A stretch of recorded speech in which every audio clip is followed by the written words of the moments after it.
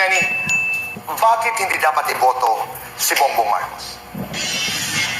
Number one, sinungaling. Pangalawa, in the difficult moments, hindi siya nagpapakita.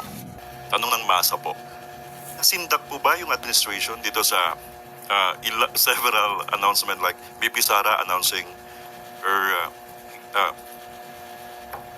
decision to run for president in 2028 and yung sinasabi si Senator Robin Padilla supporting VP Sara and Amy Marcos? Ang Pangulo masisindak?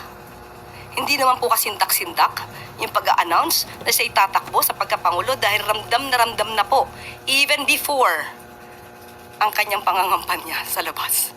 So hindi po nakakagulat kung siya mag-announce na siya'y tatakbo bilang Pangulo. Nag-post po ng Instagram story si former Vice President and Naga City Mayor Leni Robredo about an ocular inspection para po sa pagbisita raw ni Pangulong Marcos. Can you confirm if the President will visit Naga anytime soon at ano po yung pakay ng Pangulo doon sa pagbisita?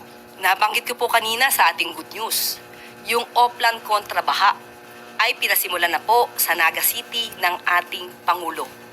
Busy po ngayon ang kawani ng DPWH para linisin ang mga kanal, ang estero at ang ilog sa Naga City.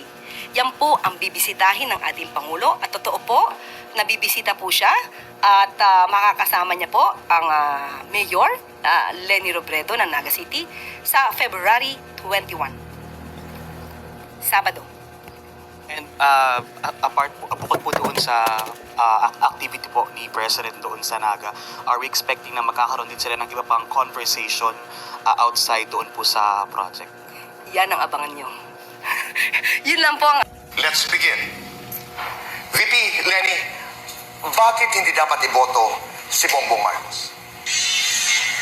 Number one, sinungaling. Pangalawa, in the difficult moments, hindi siya nagpapakita.